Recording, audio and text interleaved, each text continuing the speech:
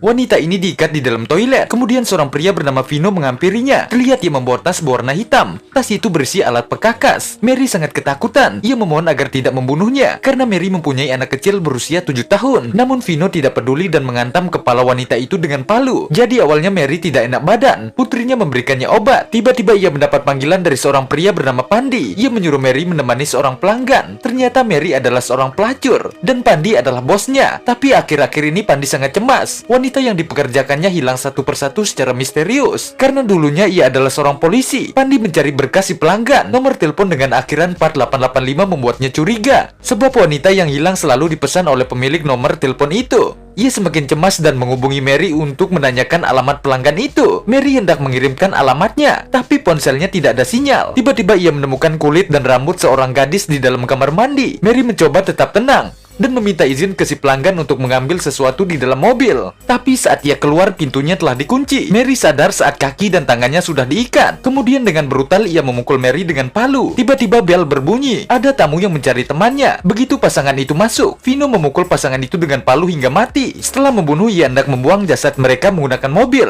Ia berpapasan dengan Pandi. Ia menanyakan sesuatu, tapi pandangannya tertuju dengan noda darah di baju Vino. Pandi yang dulunya seorang polisi semakin curiga. Ia menelpon nomor misteri itu. Ponsel Vino tiba-tiba berdering. Ia sudah tidak bisa mengelak lagi dan melarikan diri. Ketika diinterogasi, dengan bangga ia mengatakan telah membunuh semua gadis yang ia pesan. Di tempat lain, putri Mary ditabrak sebuah mobil. Pandi dengan cepat melarikan ke rumah sakit. Untungnya ia baik-baik saja. Tapi saat ia melihat foto Mary dengan putrinya, Pandi merasa tidak tenang. Ia bergegas menuju kantor polisi untuk menghajar Vino dan terus menanyakan keberadaan Mary. Pihak kepolisian sangat menjengkelkan. Ia tidak melanjutkan kasus ini dan membebaskan Vino karena tidak ada barang bukti. Di sisi lain ternyata Mary masih hidup. Ia berlari menuju tempat perbelanjaan. Vino telah mengetahui semua ini. Dengan sadis menghabisi pemilik toko dan menghabisi Mary tanpa ampun. Mengetahui Mary telah meninggal, Pandi sangat sedih. Esoknya ia berhasil melacak rumah Vino melalui teka-teki sebuah lukisan. Mereka berdua bertarung habis-habisan sebelum polisi datang. Secara mengejutkan, polisi menemukan puluhan mayat wanita di halaman rumah Vino.